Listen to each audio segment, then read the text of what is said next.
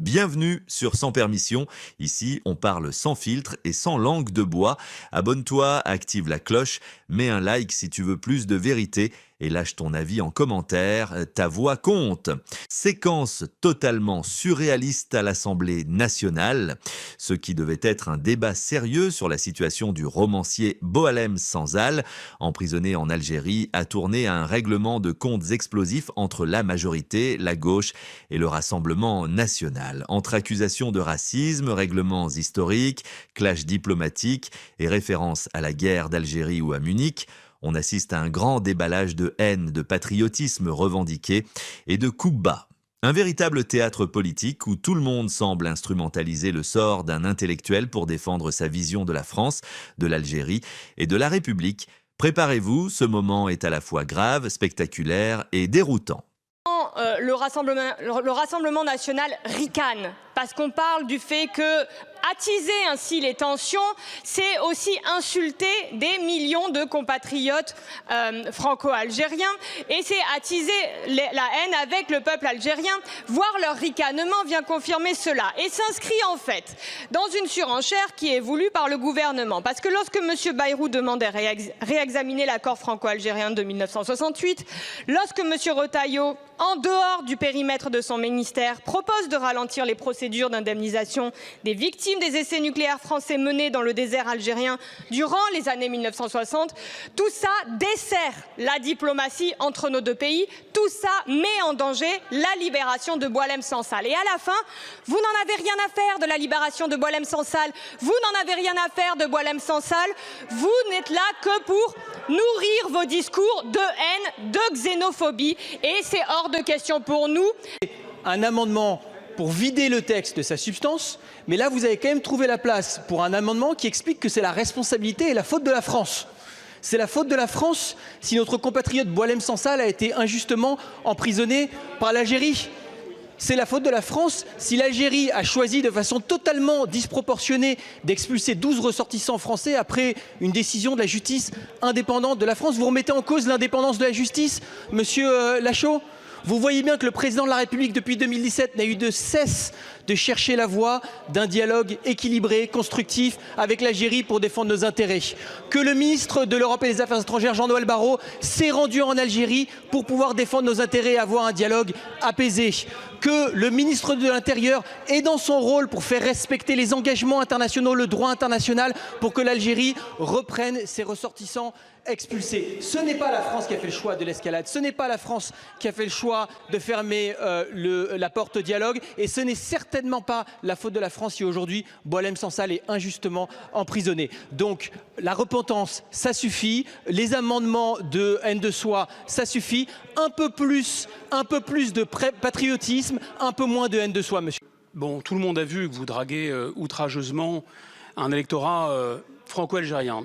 Par ailleurs, avec vos mots valises grotesques qui n'abusent personne, si extrême droite signifie défendre un innocent, si extrême droite signifie défendre un grand intellectuel, si extrême droite signifie défendre un compatriote, si extrême droite signifie être ulcéré par la montée de l'antisémitisme, si extrême droite signifie être ulcéré par une propagande électorale qui s'adapte en fonction d'origine, alors d'une certaine façon, appelez-nous d'extrême droite, nous ne sommes que partisans de la souveraineté nationale.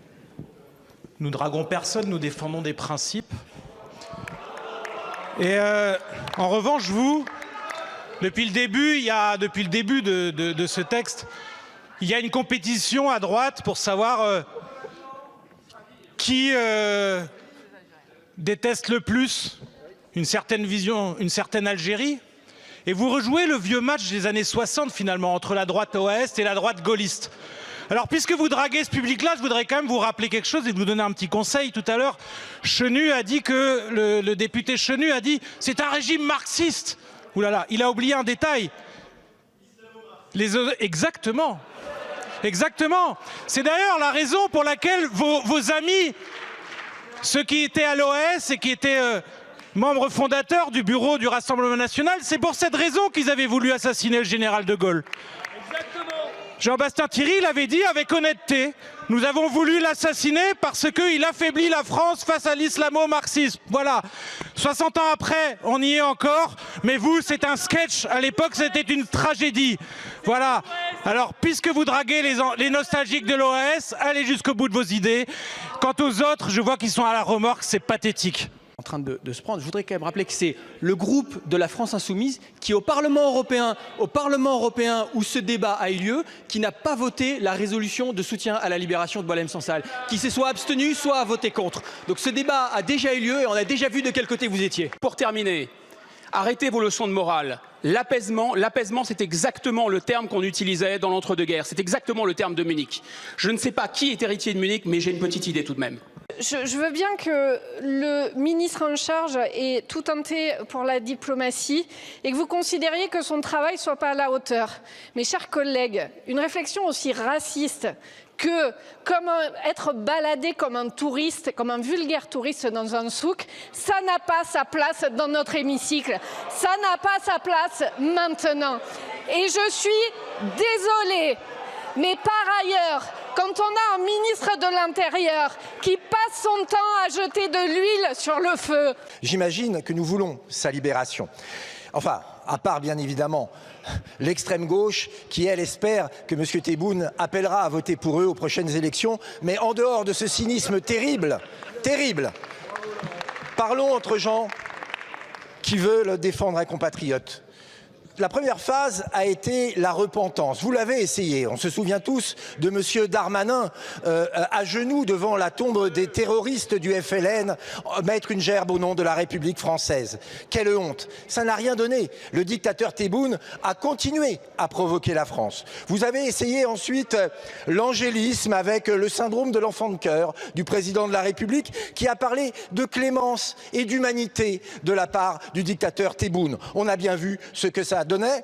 Un de nos compatriotes est otage de cette dictature. Il y a en diplomatie un troisième levier, le rapport de force, que vous n'avez jamais essayé. Et c'est ce que propose cet amendement. Dire à ce dictateur ce que nous ferons s'il ne libère pas notre compatriote. Vous savez, ces gens-là ne se noient pas de mots, ça ne leur fait pas peur. En revanche, dès qu'on parle d'argent, dès qu'on parle d'avantages, là, ils écoutent. Il faut dire très simplement au dictateur Tebboune, si nous ne récupérons pas notre compatriote, vous n'aurez plus d'aide. Nous arrêterons de financer d'une manière ou d'une autre votre dictature. Et quand on sait à quel point il aime l'argent, et quand on sait à quel point ce gouvernement est corrompu, nous avons une chance de libérer notre compatriote. Et puis dire aussi les accords de 68, les visas systématiques, c'est fini, vous n'aurez plus d'avantages. Président Ciotti. Monsieur Michou.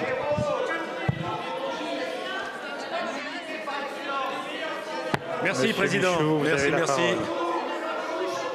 S'il vous plaît, seul l'orateur a la parole. De 68, le Rassemblement national, une nouvelle fois, confond la diplomatie et les affaires intérieures et s'inscrit donc dans sa tradition profonde vis-à-vis de l'Algérie, celle de considérer que l'Algérie n'est pas l'égale de la France, mais son sujet, et qu'elle ne doit pas discuter, mais obéir. Et nous ne faisons ici que dire que le temps où l'Algérie était un département français, colonisé, maîtrisé, cadenassé par le ministère de l'Intérieur est terminé, et que la colonisation est terminée, et que nous refusons de nous inscrire dans les pas du Rassemblement national.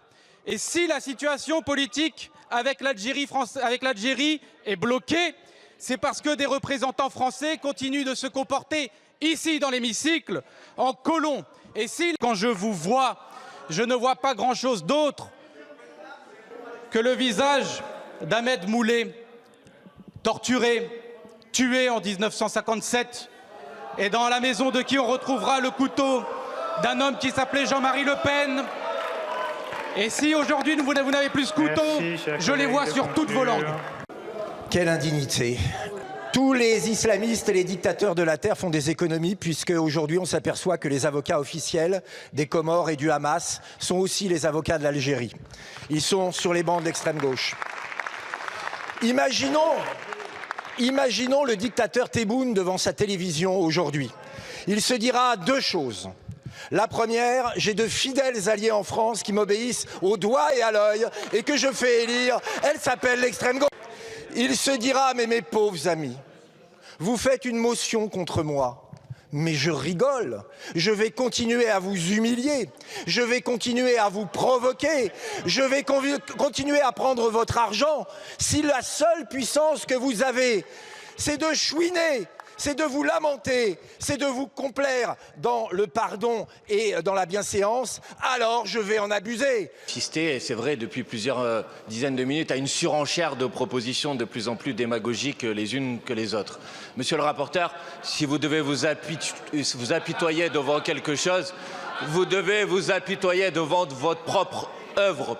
Qui lutte contre l'obscurantisme, mais comme vous aimez, vous les partisans de l'obscurantisme, comme vous aimez le régime algérien d'inspiration marxiste, il ne faut pas les déranger, il ne faut pas les bousculer. Eh bien, considérez que vous aurez, chers collègues d'extrême gauche, une sacrée responsabilité si Boualem Sansal venait à mourir dans les geôles algériennes, vous aurez une responsabilité. Et vous savez très bien, si ce n'est vous, étrangère, qu'on n'obtient pas des choses avec Alger sous la menace, sous le chantage et sous la confrontation.